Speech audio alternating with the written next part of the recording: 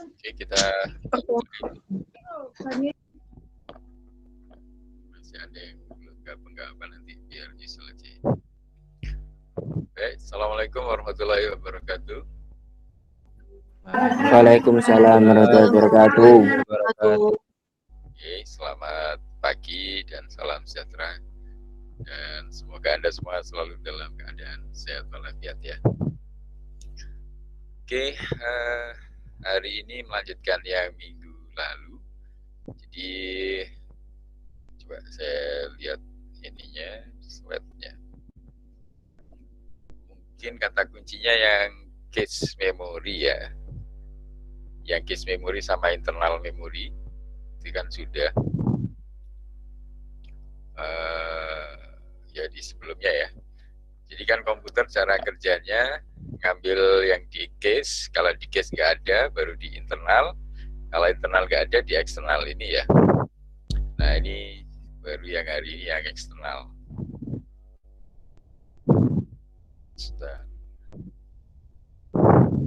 Mungkin yang eksternal sebentar aja, nanti terus yang I/O aja. Saya lanjut I/O. Kemudian saya lihat tugasnya juga sudah banyak yang ngumpul. Jadi saya terima kasih. Ternyata Anda berarti sudah pada bisa ya. Nanti kalau ada kendala tinggal tanya ke temannya yang sudah bisa. Jadi saya lihat sudah banyak yang kerjakan tugas. Itu artinya Anda sudah bisa mengerti yang saya inginkan. Oke, kita konsepnya dulu sebentar. Ini ada yang masuk ya? Oh, enggak ada.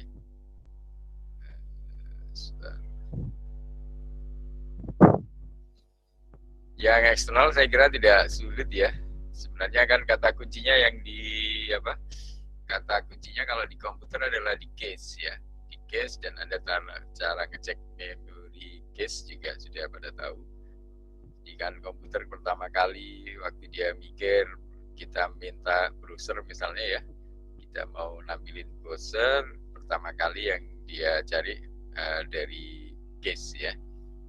Dari cache nggak ada atau nggak cukup, baru ke internal. Kalau internal nggak ada, baru ke eksternal ini ya. Nah, eksternal tentunya ini lebih mudah ya. Jadi contohnya ini yang di magnetic disk ya, dan lain-lain. Jadi yang hard disk termasuk yang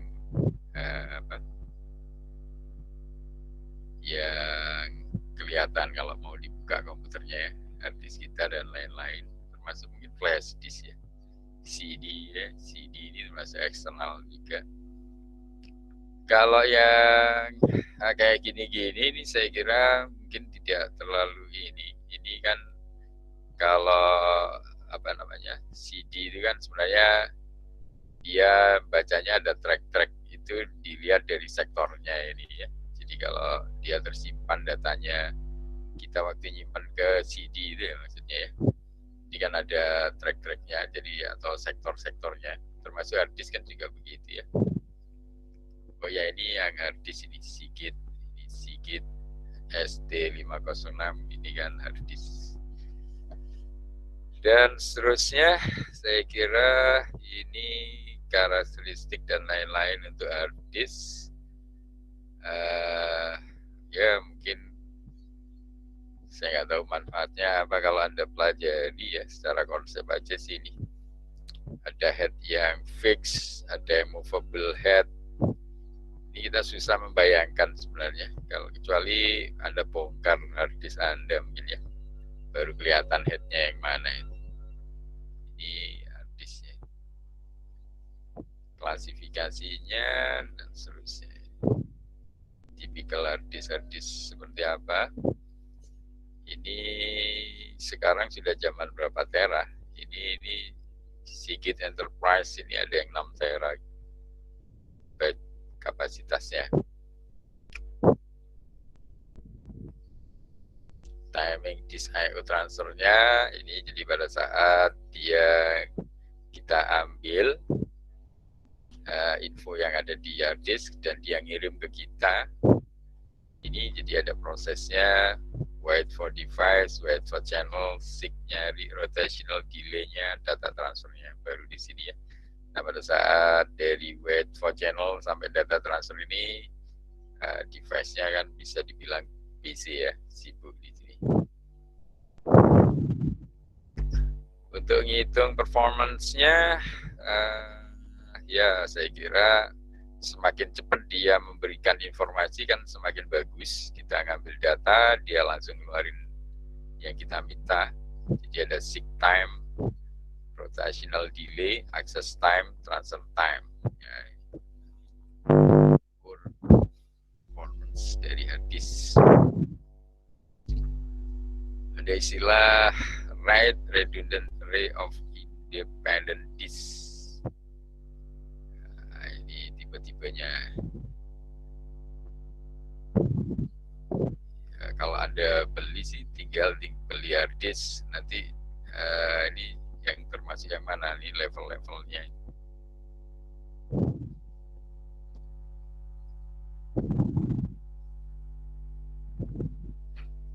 Level-level dari redundancy. Kemudian dan seterusnya, saya kira ini bisa ini lebih lanjut baca-baca konsepnya ya, karakteristiknya dan seterusnya. Ada juga yang SSD, yang mungkin kecil tapi kapasitinya sama ininya lebih cepat ya. Jadi kalau dibandingkan, dia lebih high performance, dia I/O operation per detiknya, I/O per secondnya, durability-nya, longer lifespan-nya, lower power konsumsi dayanya juga lebih kecil SSD.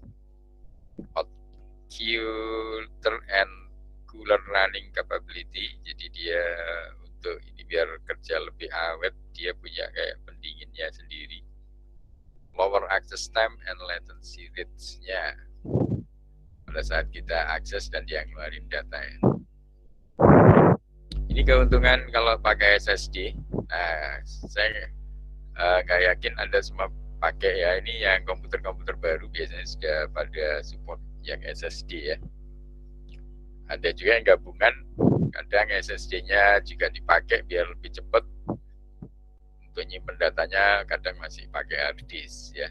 Jadi SSD dan hard disk yang lama itu kadang bisa dipakai bersama, atau ada yang mencukupkan pakai SSD. Kalau yang lama kan pakai yang HDD, ini yang hard disk biasa itu. Yang baru-baru ini sudah support SSD. Oke, perbandingannya untuk SSD, solid state drive dan disk drive ini seperti ini. Pada saat Anda mau ngopi atau kecepatan nulis datanya, speednya ini, flash disk aja 200 sampai 550 mega. Ini yang SSD yang apa? Flash drive, bukan flash disk ya. Maksudnya yang SSD tadi. Ini kalau Seagate 50 sampai 120 aja. Nah, dari sini aja Anda sudah kelihatan kecepatannya ya. Kalah ya dari SSD. Nah, cuman biasanya harganya memang lebih mahal di sini ya. Kalau kapasitinya kan macam-macam juga ini. Kapasitinya ada yang 1 tera juga ini. Cost-nya ini mungkin harganya selain mungkin komputernya ya saya kira kalau supportnya support ya, cuman mungkin biaya yang harus dikeluarkan ini lebih mahal. Per giganya ketemu ini ya, sekian dolar.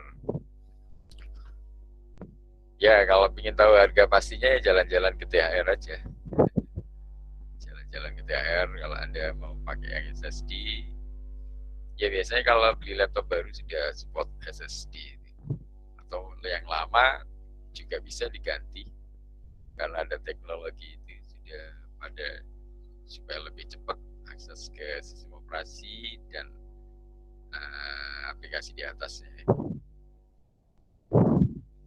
Arsitektur untuk SSD seperti ini ya.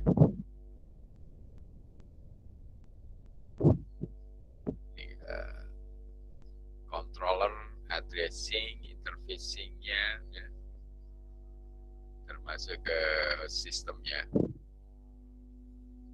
IoT software, interface, operating system. Ini komunikasinya dengan SSD ya, seperti ini.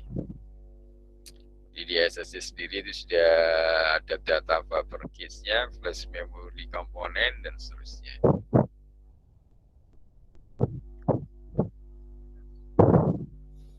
Nah, ini itu cek performance-nya.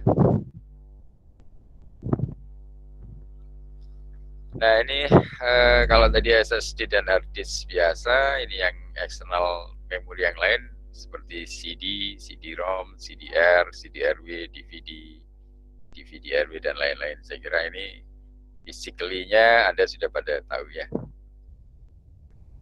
Oke, untuk CD dan lain-lain saya kira nggak bisa terlalu dibahas lah ya. Ini bahannya, jadi untuk operational CD, protecting akrilik dan sebagainya. Kalau diperbesar seperti ini tampilannya. Jadi dalamnya itu sebenarnya ada kayak lembah-lembahnya begini. Cuman kan kita nggak kelihatan ini di dalamnya. Formatnya juga, oke, saya kira ini secara pengetahuan aja deh. CD-ROM, magnetic. Dan seterusnya, saya kira ini bisa dibaca-baca sendiri. Untuk external memory kan lebih mudah ya konsepnya. Nah, yang selanjutnya adalah I/O. Nah, sebenarnya yang penting di I/O ini malah. Kalau yang tadi mulai case internal sampai eksternal, memori itu berkaitan dengan apa? Berkaitan dengan kalau Anda menuliskan perintah dan dia mengeksekusinya seperti apa? Dia lewat mana? Lewat case dulu. Kalau nggak ada di internal, nggak ada di eksternal ya. Nah, itu yang membuat komputer bisa memproses instruksi-instruksi kita dengan cepat, tergantung dia apakah sudah ditemukan di case dan seterusnya ya. Di case internal baru di eksternal. Nah, sedangkan yang I/O ini bagaimana komputer berhubungan dengan dunia luar ya. Ini yang I/O. Nah, di sini modul dari I/O. Jadi komputer kita ini di dalamnya karena ada support I/O modul ini, maka nanti Anda bisa memanfaatkan ke printer, ke monitor, ke keyboard, mouse, dan lain-lain ya. Nah, prosesnya nanti ada namanya sistem bus ya. Bus kan jalur transportasinya ini, bus. Sistem bus berarti apa? Bus system ya. Ini ada address line. Address line di sini untuk alamatannya. Jadi sebenarnya jalur-jalur ini mirip apa? Mirip kalau kita Anda mau kemana kan harus tahu alamatnya. Printer misalnya alamat 278 atau berapa ya yang biasanya. Jadi masing-masing device nanti ada diketahui dari alamatnya ini. Nanti lewat jalurnya nggak akan salah. Jadi untuk ngecek alamatnya lewat address line. Kemudian nanti data-data yang dikirim maupun diterima itu lewatnya ada sendiri jalurnya lewat garis data ini ya, data line. Nah, nanti mau diapain? Mau ngontrol, mau baca atau mau nulis. Nah, ini tergantung di control line sini ya. Mau ngirim data atau ngambil data. Ini dari control lines. Nah, jadi semuanya ini disupport oleh I/O modul ya. Karena I/O modul inilah yang nanti membuat komputer bisa berkomunikasi dengan dunia luar ya. Nah, di sini link to peripheral devices, ya ada printer dan sebagainya itu. Oke, seperti ini ya. Ini untuk I/O. Untuk external devices, saya kira Anda bisa ngambil contoh saja sebenarnya ya. Anda ini bagaimana komputer nanti attach to the computer by link melewati apa? I/O modul ini. Jadi untuk koneksinya bisa lewat jalur kontrol dan sebagainya ya. Ini untuk berhubungan antara I/O modul dan external devices. Nah, ini kategorinya ada 3. Jadi ada human readable yang bisa dibaca oleh kita ya. Video display terminal ya untuk nampilin ke ini layar monitor. Video display terminal termasuk printer ya dan lain-lain yang bisa dibaca oleh manusia ya. Mesin readable, nah ini yang dibaca oleh mesin, jadi suitable for communication with equipment dengan peralatan. Jadi mesin dengan mesin atau dengan peralatan lain. Magnetic disk, ya, salah satunya tip system, sensor, aktuator. Sensor ini berarti dunia luar yang kita baca. Jadi Anda bisa baca apa saja. Pakai USB kita ini, nanti kan bisa komunikasi dengan dunia luar Anda ya. Bisa baca MOS dan lain-lain ya. Bisa ngirim data juga, ini ada aktuator, Anda ngirim data keluar. Mungkin kalau gambarannya sebenarnya kalau kita belajar microcontroller nanti ya, nggak tahu nanti Anda semester 5. Semester 5 nanti Anda waktu belajar microcontroller itu lebih jelas sebenarnya.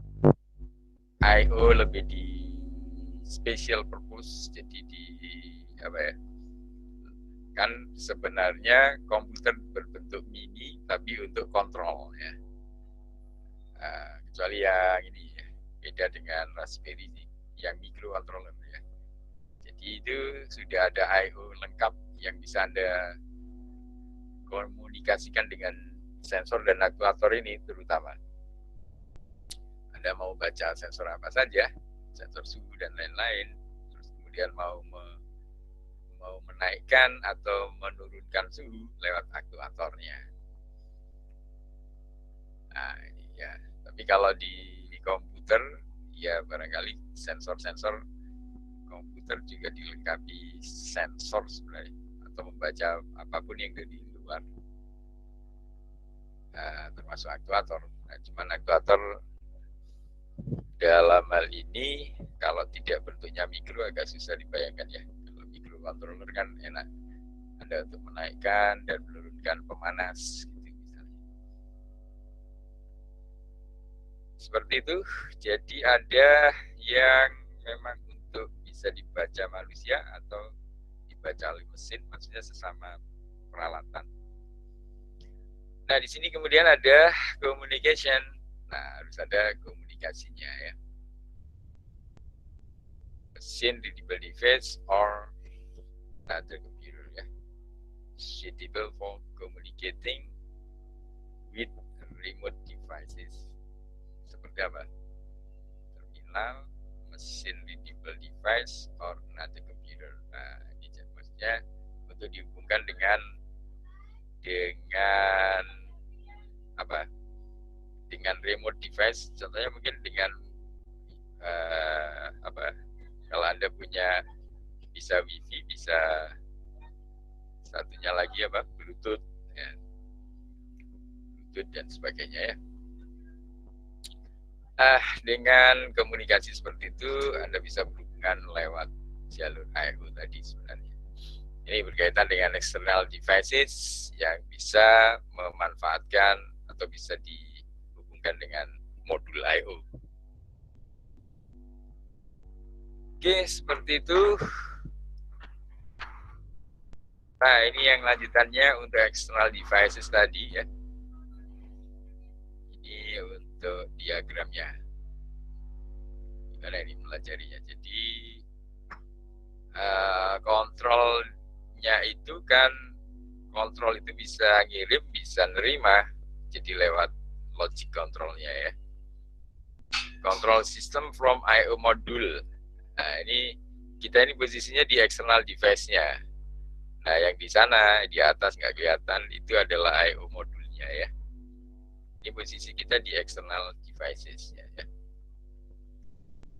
Ini ada kontrol logic juga di dalamnya untuk kontrol bagaimana kita berkomunikasi dengan I/O modul. Ya kita kalau I/O modulnya ngirim berarti kita nerima, kemudian kita balas ke I/O modul lewat status signal ini. Nah kemudian kita di dalamnya juga ada buffer sama transducernya ya. Transducer ini nanti yang berkaitan dengan mengubah ke dari satu energi ke energi lain ya, atau bisa dalam bentuk ini komunikasi dengan device lain ya, atau dengan lingkungan langsung ya, dengan lingkungan di luar external device. Ini juga berkaitan dengan I/O modul di atasnya tadi. Ini nanti yang ditukarkan adalah data bits ya, berupa data yang saling kita kirim dan terima berdasarkan perintah tadi. Ada kontrol ini biasanya kaitannya dengan perintah, kemudian kita kasih status. External device ini Anda bisa membayangkan mungkin apa, printer atau apa ya, ya terserah ini, pokoknya external device.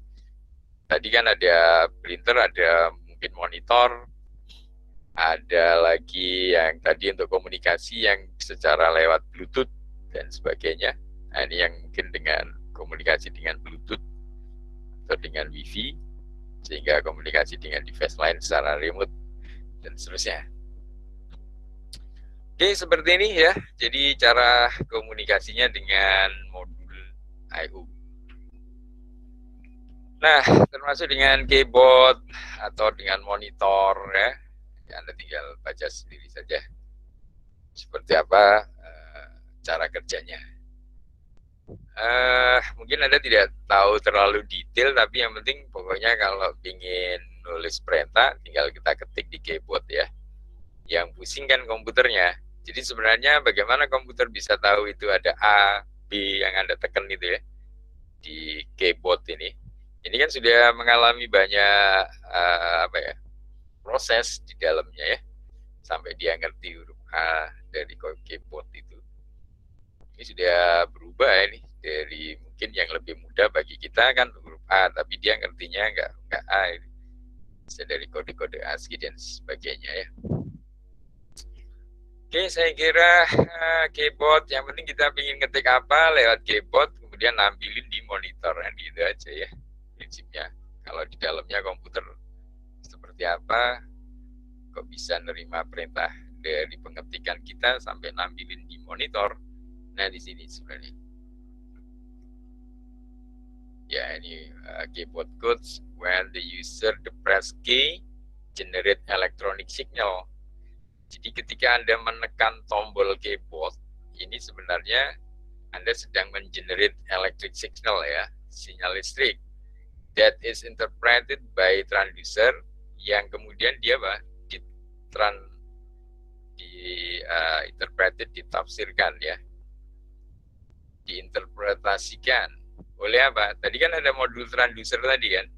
Nah ini makanya transducer ini dari yang Anda ketikkan tadi kan sebenarnya Anda menggunakan tombol keyboard. Ini kan dari sesuatu yang eksternal, dari environment luar.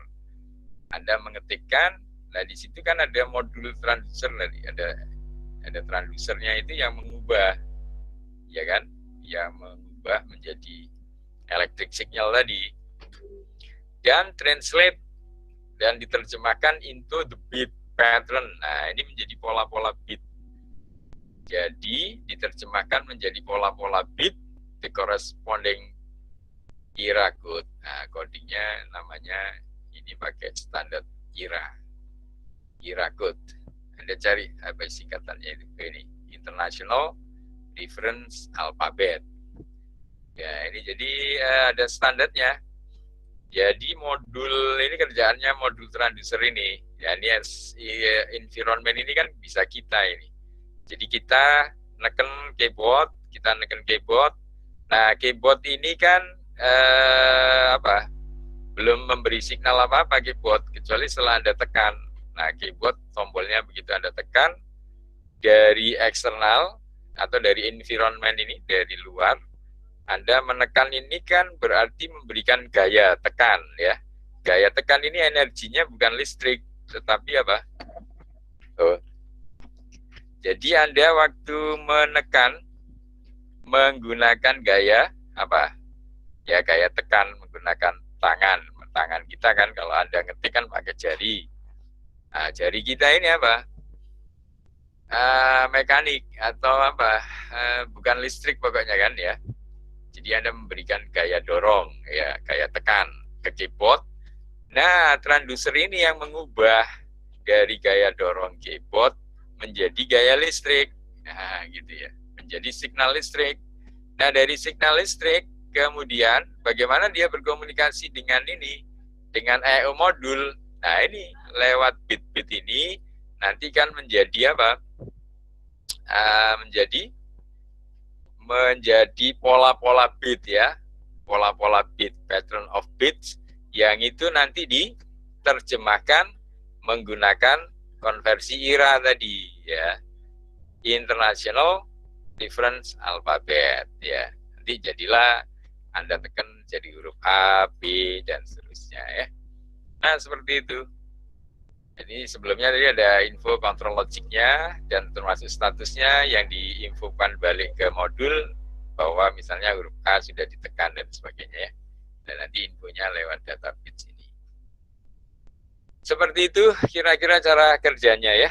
Dengan cara yang sama mungkin kebalikannya kalau monitor untuk nampilin ke display. Mungkin sampai di sini ada pertanyaan.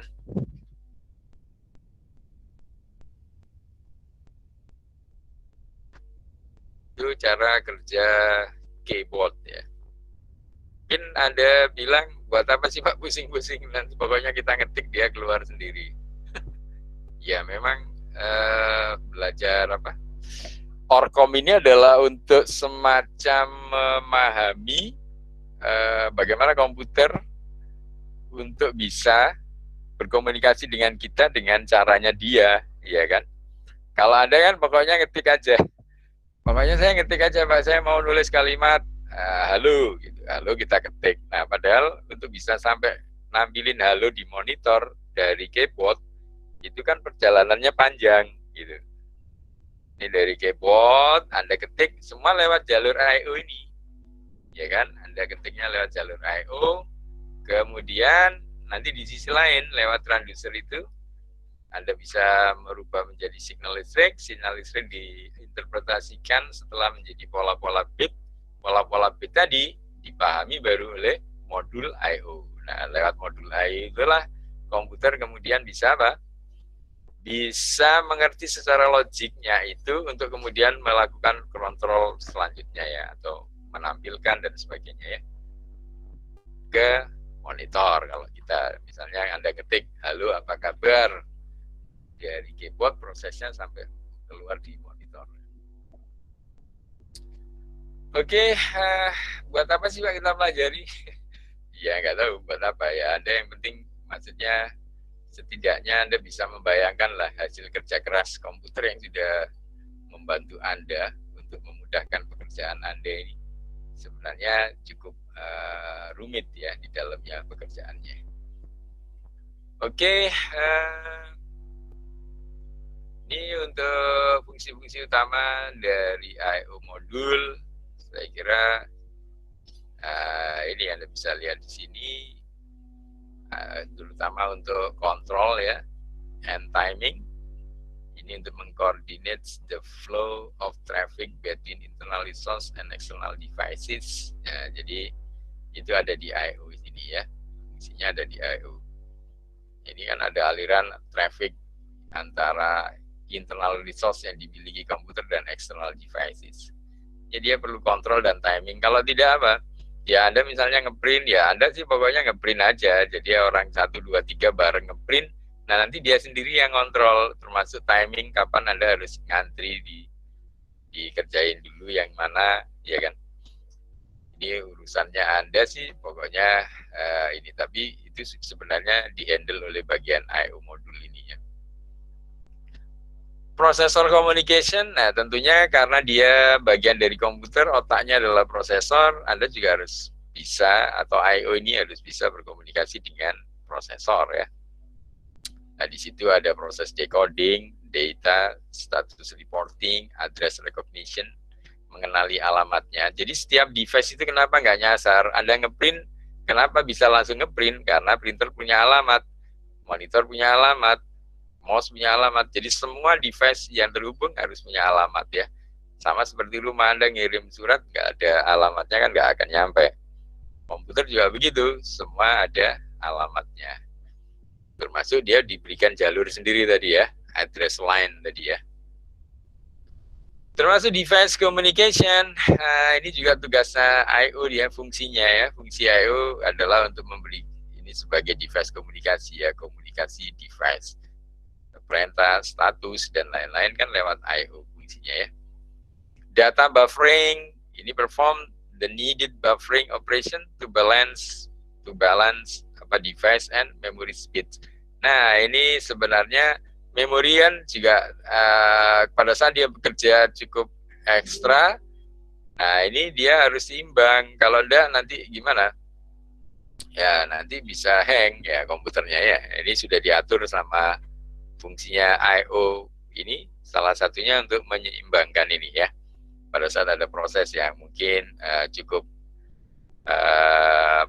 cukup crowded di komputer, bagaimana waktu penggunaan memorinya pada saat device-device ingin dilayani. Nah ini kita perlu namanya data buffering ini, maka dia tidak sampai hang ya.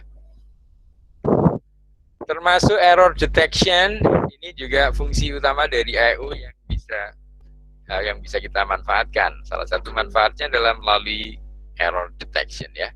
Kalau ada error, Anda ngeprint kertasnya nyungsep, kertasnya error. Nah, dia ngasih status. Ya kan, status error dari printer kan lewat jalur I/O, ya kan. Jadi modul I/O ini yang kerjanya ya. Maka dia ngasih tahu kalau ada kertas di printer yang nggak pas posisinya. Nah, seperti itu. Jadi ini banyak manfaat dari I/O ini. Ini manfaat semua dari I/O atau fungsi utama dari I/O yang penting agar komputer bisa melayani sesuai keinginan kita ya. Mungkin ada yang mau ditanyakan sampai di sini? Ini ada yang nulis ini nggak? Bukan, chatting. Oh, nggak ada. Lain-lainnya sebenarnya bisa dibaca sendiri ya. Kan ini Orkom ini termasuk kuliah membayangkan. Kuliah logik ya, logik. Jadi Anda harus tahu secara logikanya bagaimana komputer bekerja. Tetapi dia juga bisa physically. Kalau physically kan Anda bisa bongkar. Kan Anda kemarin case memori bentuknya seperti apa, internal memori seperti apa, external memori seperti apa. Kan bisa secara fisik bisa dilihat sebenarnya. Ya laptopnya Anda itu bisa dibuka atau komputer biasa juga bisa dibuka. Mana case-nya, mana internalnya, SDRAM, RDRAM, dan sebagainya itu internalnya. Kemudian pas hard disk, CD-ROM, dan lain-lain kan yang eksternal. Nah, itu secara fisik juga bisa dilihat. Tetapi untuk cara pekerjaannya kan logik ya. Nah, ini secara pekerjaannya adalah konsep, adalah logik. Nah, logik ini tentunya ya jangan seperti hafalan ya. Pokoknya Anda paling tidak berusaha memahami ini mungkin dengan cara di treatment. Nah, salah satu treatmentnya kan Anda sudah saya minta belajar sedikit scripting menggunakan Python kemarin ya. Dengan Python setidaknya Anda bisa mendapatkan info-info lebih dalam lah ya mengenai apa yang sudah dilakukan oleh komputer atau mungkin resource yang dimiliki oleh komputer untuk Anda explore lebih lanjut ya kan. Nah, ini manfaatnya Anda belajar Python kemarin. Oke, ini dari I/O bisa diperoleh manfaat atau fungsi-fungsi ini semuanya. Lainnya ini untuk I/O modul diagramnya, blok diagramnya ya. Nah, jadi dari sini ada yang ingin mencoba menjelaskan barangkali di antara Anda? Pak, saya ingin menjelaskan. Kalau kelas saya offline biasanya di kelas itu nggak harus saya yang jelasin biasanya. Itu anak-anak bisa saya minta barangkali dengan blok diagram ini kira-kira bisa paham tidak ya. Ini misalnya ya external device ini kan banyak ini. External device ini kan Anda nanti ketemu dengan external device yang sangat banyak sekali. Makanya di sini ada titik-titik ini artinya apa?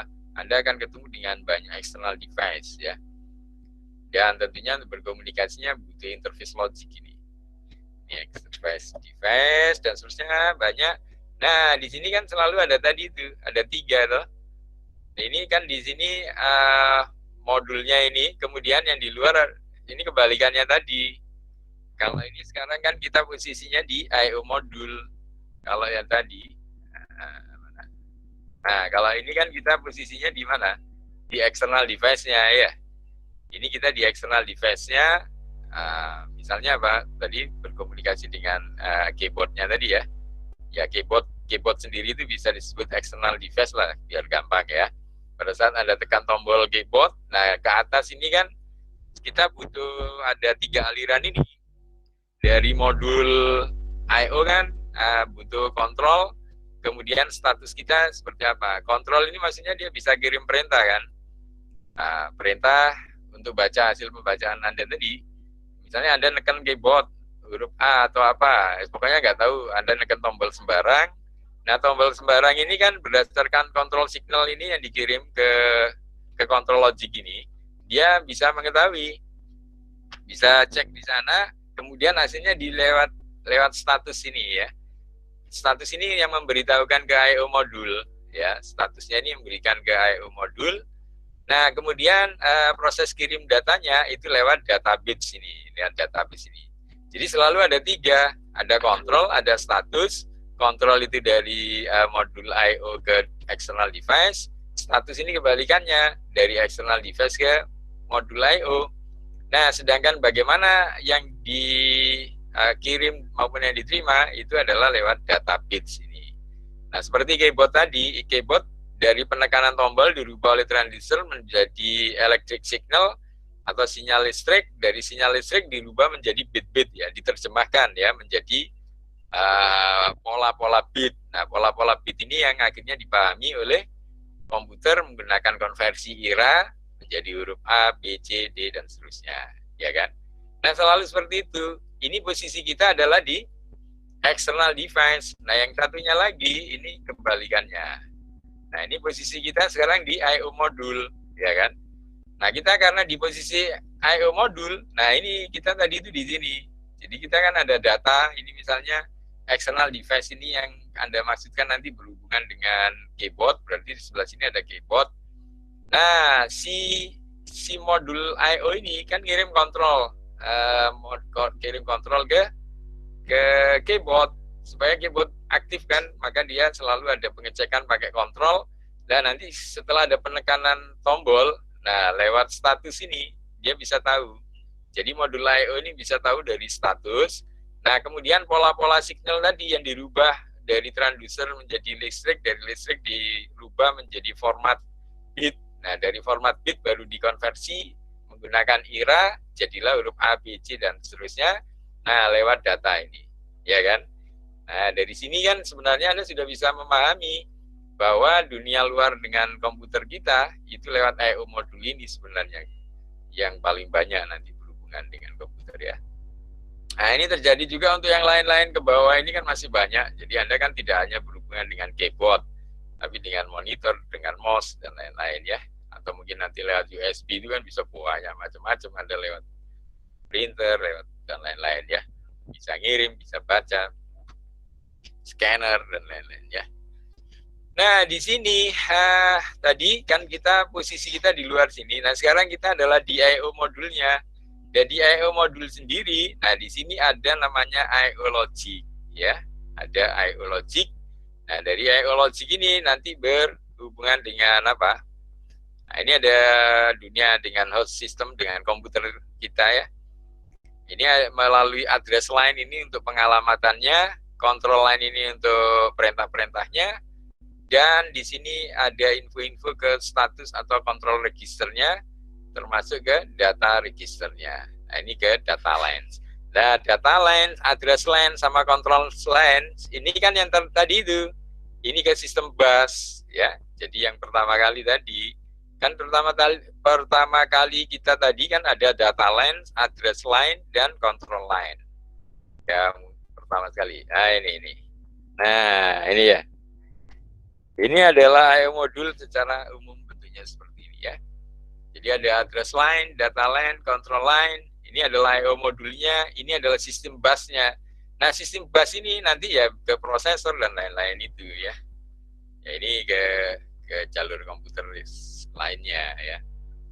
Ini dari I/O modul seperti itu ya.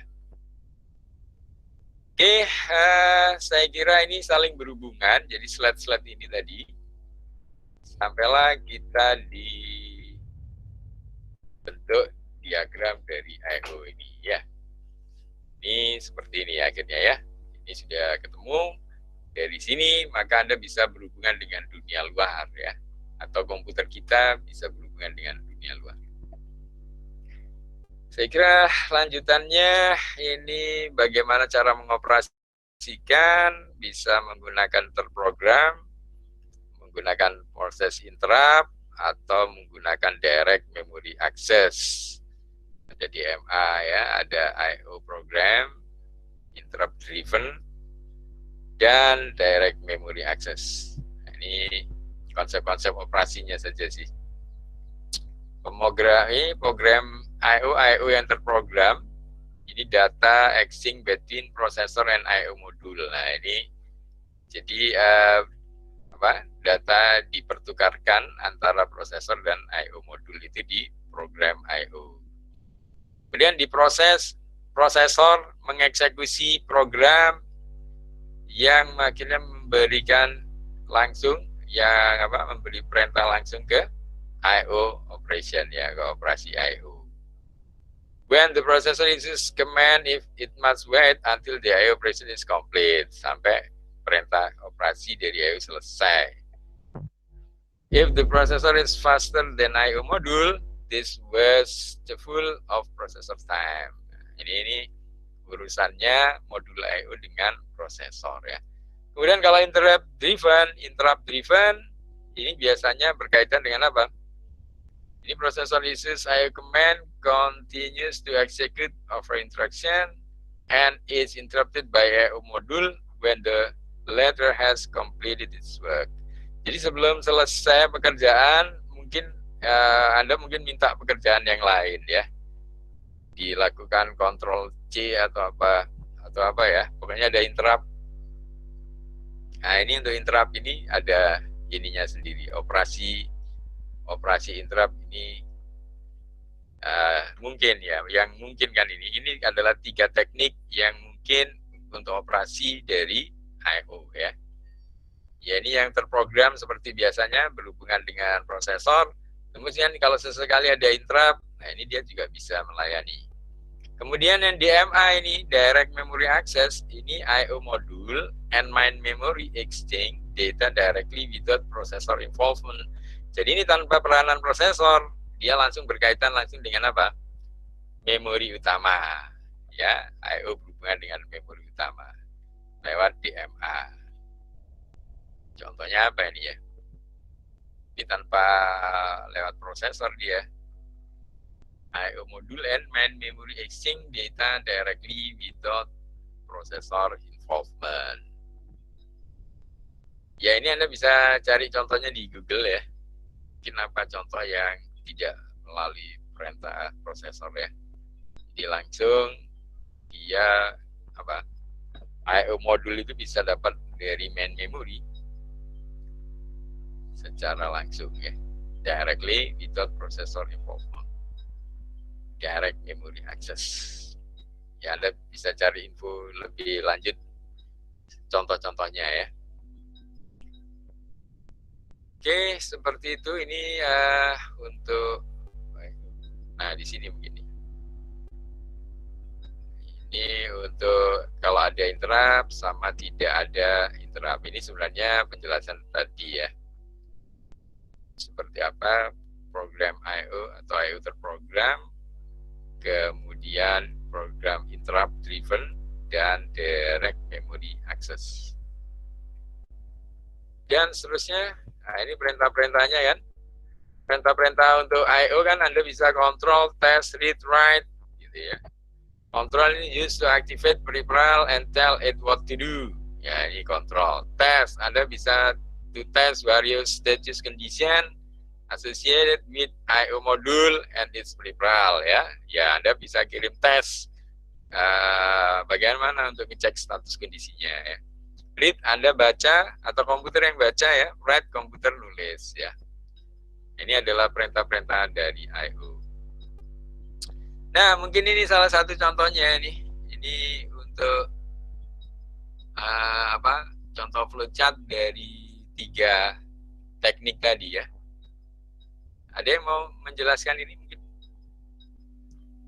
Jadi ini flowchart untuk menjelaskan tadi kan ada 3 teknik bagaimana input output data operasi ya tadi ya.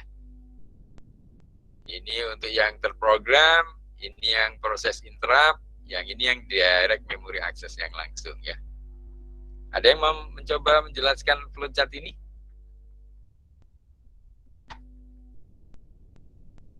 Yang di sebelah sini kan adalah urusan ke ini yang ini adalah CPU ke I/O, I/O ke CPU. Di sini kalau ada error, nah, kemudian ini adalah I/O ke CPU. Nah, ini ke CPU ke memori ya. Ada yang nulis sesuatu? Oh, ini ada yang masuk. Ada yang mau mencoba menjelaskan ini?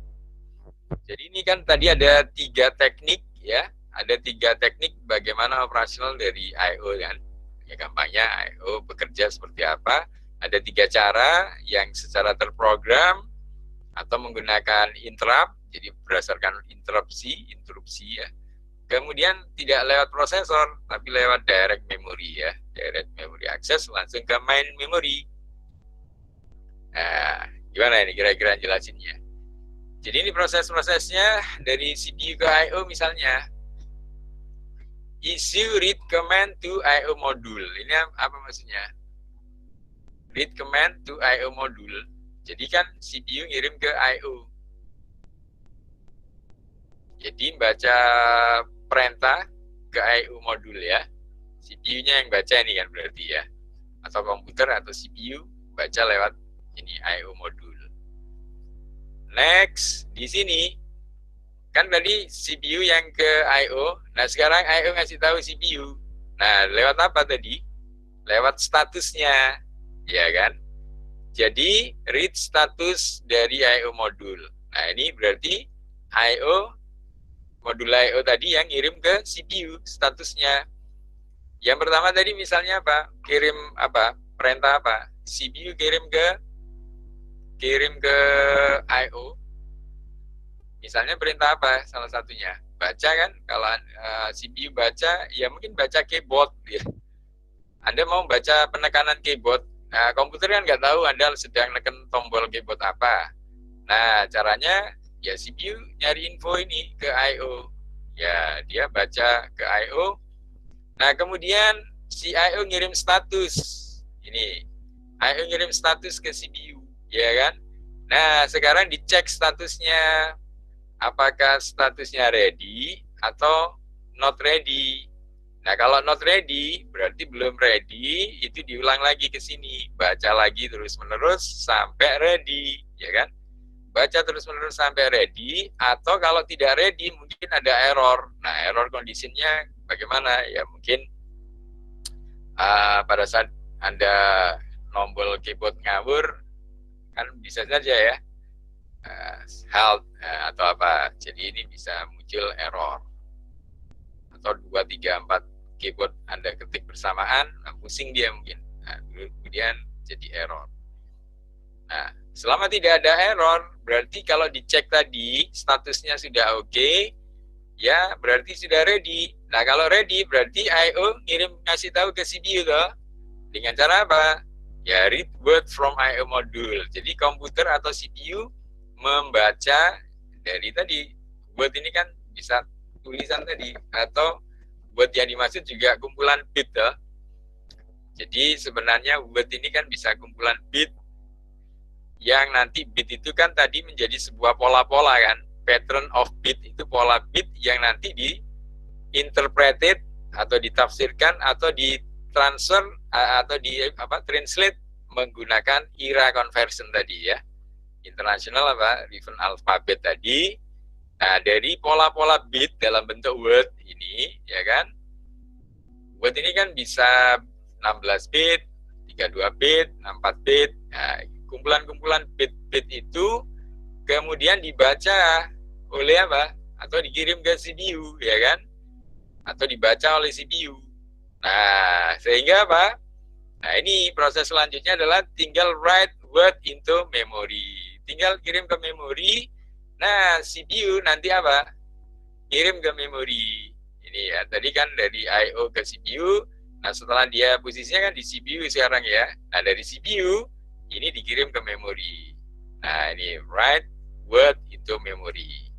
Jadi word ini adalah kumpulan bit atau format-format bit yang sudah nanti mungkin tinggal di-translate menggunakan konversi-konversi sehingga bisa dipahami oleh memori ini, sudah dipahami oleh komputer. Nah, ini kalau sudah di memori gimana? Ya sudah siap, tinggal diambil ya. Kan kita bekerjanya komputer itu semua lewat memori kan, lewat case pertama ya. Jadi komputer memahaminya bisa lewat case, nggak ada di case kan, itu pertemuan yang lalu kan, nggak ada di case, baru di internal. Kalau di internal nggak ada, di eksternal. Nah, baru ditampilkan. Nah, ini apakah sudah di memori posisinya? Dan berarti kalau write word into memory, kalau sudah selesai, kalau no ya muter lagi, balik dari awal. Apalagi tadi CPU tadi kirim perintah apa untuk baca tadi dan seterusnya ya. Ini jadi dia kalau belum selesai akan diulangi lagi. Kalau sudah selesai, yes, tampilkan. Nah, kita siap dengan instruksi yang lain ya. Ini adalah hubungan kita dengan prosesor atau dengan CPU ya. Ini untuk yang I/O terprogram. Nah, untuk yang lain saya kira Anda tinggal pahami dengan cara seperti saya jelaskan tadi. Mungkin ada yang mau mencoba jelasin yang kalau ada interrupt. Jadi di sini kan tidak ada ini, ada yang putus kadang gini ya. Jadi ini kalau ini kan ada aliran panah ke bawah, di sini nggak ada. Kenapa ya? Karena ada do something else ini, ya kan? Jadi CPU ke I/O ini dia ngirim, tetapi ngirimnya pakai do something else. Jadi you read command to I/O. Nggak tahu ngapain. Jadi mungkin ada perintah interupsi sembarang yang kita nggak jelas. Mungkin kalau Anda bikin coding interrupt, ada proses, kemudian sedangkan anak proses Anda kasih proses lain ya, sehingga dia nggak sampai ada info tadi itu ngirim untuk dapat status. Nah, tapi yang terjadi adalah interrupt. Nah, dari interruptnya ini gantinya perintah tadi ya, ini masuk ke sini, selanjutnya sama ke bawahnya ya. Untuk sampai ke memori cuman ada terputus sedikit di sini karena tidak ada info perintah yang saling berlanjut, tapi kecuali something else ini ya, jadi sesuatu pekerjaan lain, do something else. Nah, ini untuk yang program I/O secara interupsi ya, interupsi driven, interrupt driven. Fungsi I/O atau operational I/O yang 3 teknik operasinya kan, teknik yang interrupt driven. Nah, khusus yang direct memory access kan paling cepat ini ya. Jadi dari tinggal baca langsung urusan memori, kita tidak ke prosesor sama sekali ya. Jadi ini CPU langsung ke DMA, do something else gitu aja. Isinya read block command to I/O module, langsung baca dari I/O modul ya, CPU ke DMA-nya saja. Read status of DMA modul, next instruction sudah, tapi lewat DMA. Ya, ini bentuknya bisa do something else atau interrupt ya, interrupt yang dibaca oleh modul DMA ini. Oke, saya kira seperti inilah 3 teknik yang dilakukan oleh modul I/O untuk dia bisa bekerja sama dengan CPU ya, agar bisa memahami komunikasi dengan dunia luar ya, salah satunya dengan external devices tadi. Sampai di sini mungkin ada yang mau ditanyakan. Ini kata kuncinya flowchart ini ya, nanti Anda belajar bikin flowchart. Jadi sebenarnya nanti kalau di nggak tahu atau mata kuliah algoritma dan pemrograman mungkin ya, atau pemrograman dasar, Anda diajari bikin flowchart nggak ya? Ini flowchart ini penting karena nanti Anda akan untuk menyelesaikan sesuatu biasanya yang terstruktur itu bisa dibuat flowchartnya. Tapi kalau Anda yang berorientasi objek, nanti yang disusun adalah dalam bentuk kelas-kelas. Ada kelas diagram, makanya nanti Anda belajar UML salah satunya ya. Nanti ada activity diagram, ada kelas diagram dan lain-lain. Nggak tahu itu mata kuliah di pemrograman berorientasi objek ya. Semester berapa? Anda kan semester 2 rata-rata. Itu mungkin setelah pemrograman terstruktur kan pemrograman berorientasi objek. Nah, yang saya tugaskan ke Anda, ini kan saya membebaskan. Jadi karena kita lebih banyak memanfaatkan library kelas modul ya, jadi biasanya di dalam umumnya sih disebut library atau pustaka atau apa. Jadi Python kan kelebihannya adalah multi ini ya, dia sangat kaya akan pustaka atau library. Jadi dia bisa kita sebut juga pemrograman yang berorientasi objek kan, karena berbasis kelas-kelas yang cukup banyak. Itu bisa langsung Anda pakai kelasnya atau library-nya atau modulnya ya. Kemarin kan misalnya untuk melihat CPU dan lain-lain, prosesor, kan Anda bisa memanfaatkan library BS Utils misalnya ya. Nah, sedangkan sebenarnya kalau buat flowchart yang seperti ini lebih ke arah yang terstruktur. Jadi misalnya Anda bikin fungsi persamaan matematik apa gitu, persamaan kuadrat, coba buatkan flowchart untuk menyelesaikan persamaan kuadrat. Nah, Anda kan tidak harus membuka kelas, tidak harus membuka library. Jadi Anda bisa menyusun sendiri coding-codingnya. Nah, bagaimana membuat fungsi di Python dan lain-lain. Nah, itu sebenarnya Anda pelajarinya di pemrograman terstruktur ya. Nah, jadi karena ini untuk pelajaran Orcom ini kan tidak bahasa pemrograman, jadi saya bebaskan. Jadi tentunya kita memanfaatkan library yang sudah ada itu juga lebih mudah ya. Jadi sebenarnya Anda secara nggak langsung sudah belajar pemrograman berorientasi objek ini karena memanfaatkan kelas atau library yang disediakan oleh Python. Nah, kemudian kalau mau disusun sebenarnya bukan pakai yang flowchart biasa, tetapi yang menggunakan kelas-kelas. Ya, nanti perkuliahannya, nggak tahu nanti semester berapa diajari bikin UML itu ya, bikin kelas diagram, activity diagram, dan sebagainya. Nah, itu saya kira mungkin karena saya nggak lagi ngajar pemrograman, tapi memanfaatkan bahasa pemrograman tadi untuk memahami ya, untuk mengeksplor lebih lanjut dari Orcom ya, jadi organisasi dan arsitektur komputer. Supaya apa? Supaya nggak bosen ya. Dan ada ininya lah ya, ada sense of creativity. Jadi Anda paling tidak kan lebih kreatif dengan, saya lihat banyak yang sudah mengerjakan tugas satu meskipun tidak wajib, tugasnya kan opsional. Saya kira Anda sudah cukup banyak yang bisa kan, saya sudah senang. Nah, nanti yang tugas wajibnya kan Anda bikin kelompok itu untuk yang sudah Anda bagi, masing-masing kan sudah dibagi untuk kerjakan apa, nanti bisa Anda gabung, yang Anda kerjakan sekarang yang tugas satu ini bisa Anda gabungkan ya untuk mensupport penjelasan Anda di yang nanti pada saatnya Anda setelah UTS saja yang itu ya. Mungkin setelah UTS nanti Anda sudah bisa.